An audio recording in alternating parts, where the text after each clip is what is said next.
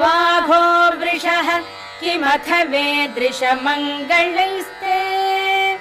नित्यं यदङ्कनिलयाखिलमङ्गलाम्ब